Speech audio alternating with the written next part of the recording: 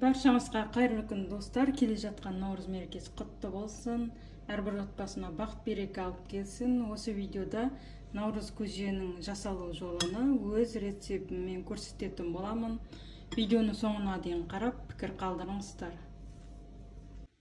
Көже дайындау үшін алдымен етімізді дайындап аламыз. Осылай менде 1 килодан артық ет бар. Оны салқын суда жақсылап жуып алатын боламыз. Сосын қазанға саламыз. Етті жақсылап жуып алдым. Біздің қазанымызда салқын су бар. Енді осыған етті салатын боламыз.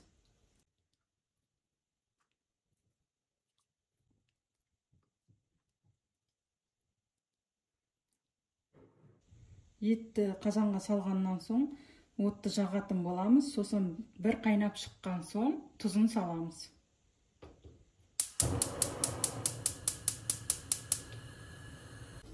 Суымыз қайнап шықты. Енді мына көктерін алып тастайтын боламыз. Тарап кетпеу бұрын осы көбігінің барлығын алып тастаймыз.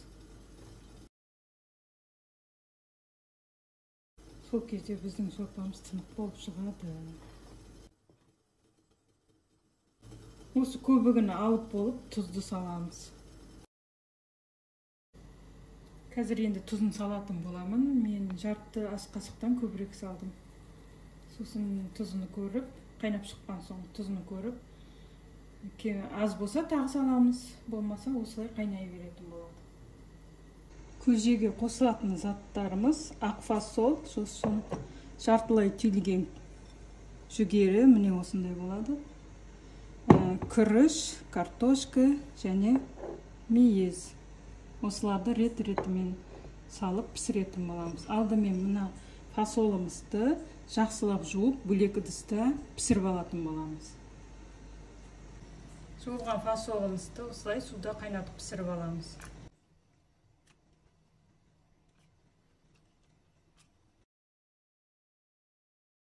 Енді осы кезде піскен еттерді сүзіп аламыз.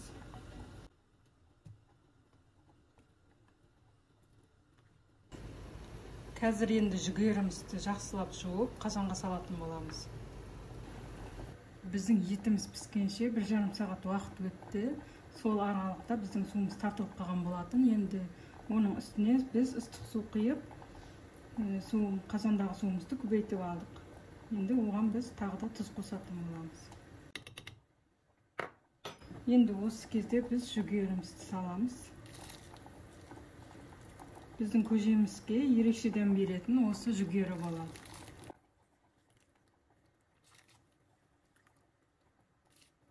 Жүгеріден кейін картошканы бірден салып жібереміз.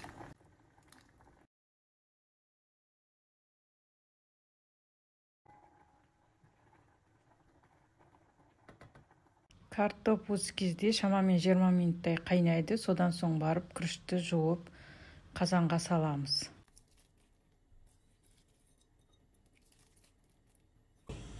Енді пісіп шыққан етімізді төртбұрыштап турап алатын боламыз.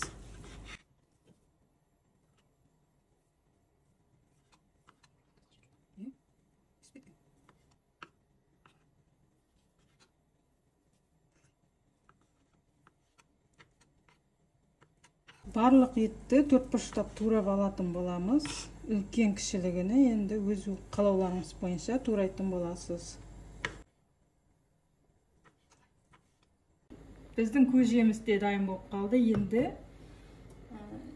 жаңағы туралған етімізді үстіне салатын боламыз.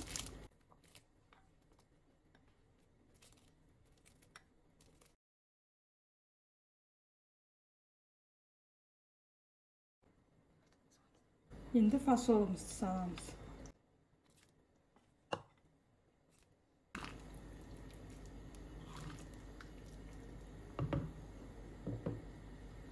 Енді мейізімізді салып, барлығын 5 минут қайнатамыз. Сосын бізде көжеміз дайын болады. Міне біздің көжеміз де дайын болып қалды. Енді отты өшіретін боламыз.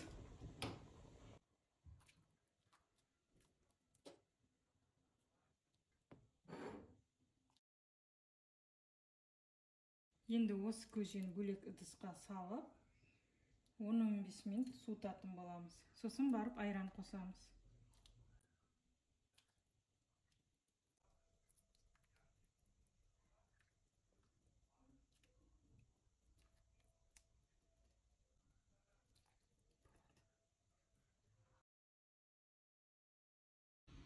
Енді біздің көжемізде 10-15 минут өтті.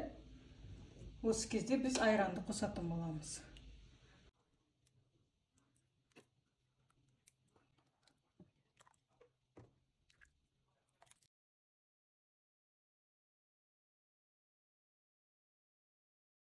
Дайын болған көжемізді ыдысымызға салып, дастарханға тартатын боламыз.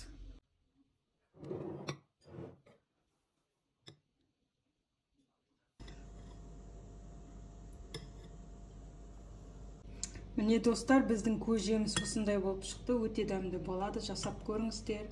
Жасап көріп, комментарийға пікіріңізбен бөлісіңіз.